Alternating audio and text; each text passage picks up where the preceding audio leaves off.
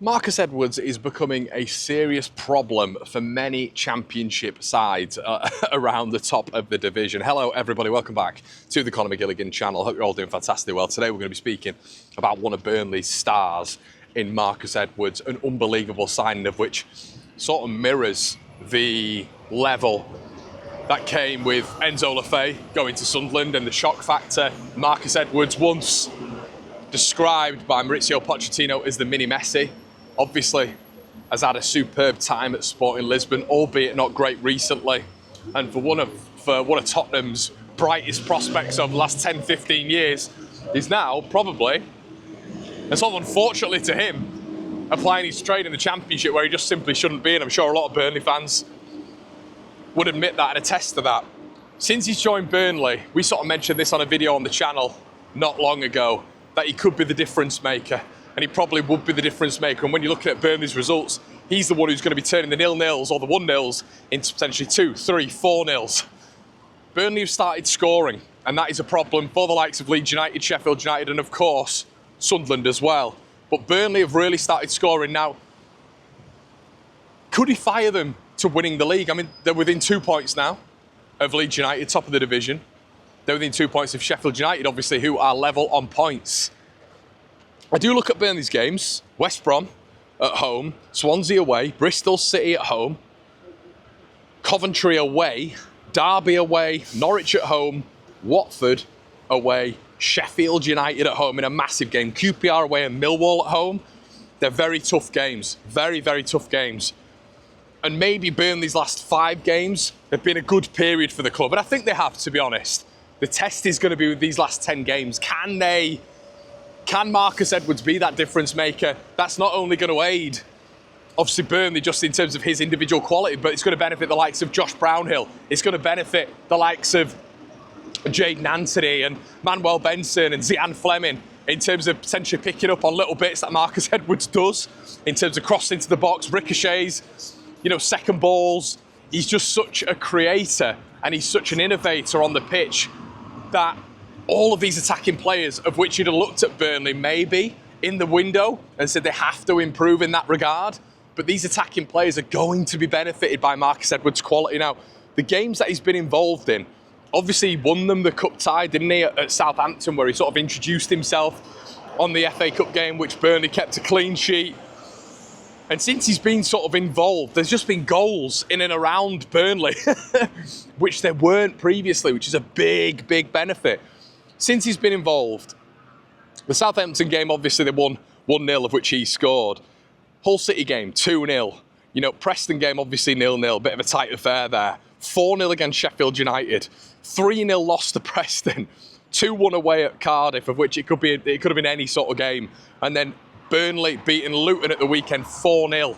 Now, it's not all to do with Marcus Edwards, but you do look at Burnley and you think, are they opening up a little bit more? You've seen maybe a little bit more vulnerability at the back, albeit they're making changes against Preston.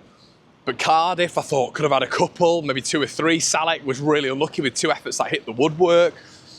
But you do look at those last 10 games and you wonder how this is going to go for Burnley, because this could be absolute sunshine and rainbows when it comes down to it. And now are Burnley just a free-flow state of which they just score goals and they manage games well and they don't concede that many, but maybe they concede a little bit more? Is it a change in almost Scott Parker as well, releasing the shackles a little bit? I've heard that from Burnley fans. Has he released the shackles, or is it just a case that you've just got one kid who's come in right now? He's not a kid anymore, is he, Marcus Edwards, who drags the opposition back and means that Burnley can get forward a little bit more. It means in that central attacking midfield position as well, the likes of Josh Brownhill, who's the top scorer, can feed on bits similar to what he did with his goal against Cardiff and really help Burnley in that respect. As I said, those games are really big, really, really big for Burnley going towards the latter end of the season.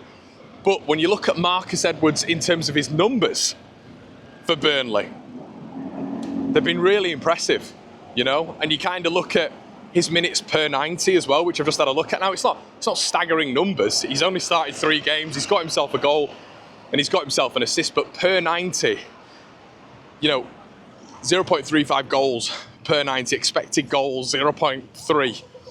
XG on target, 0.24. Non-penalty XG, 0.16. Shots, he's having over 2 shots per game. Shots on target, nearly 1.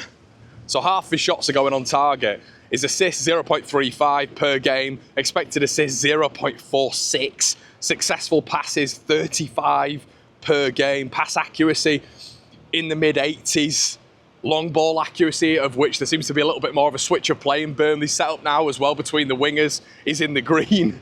That's at 70%. So his numbers are very good, especially when Burnley are trying to keep hold of the ball. His directness, I think, has been excellent when I've watched him play. Cardiff in particular, it was two different sports being played there.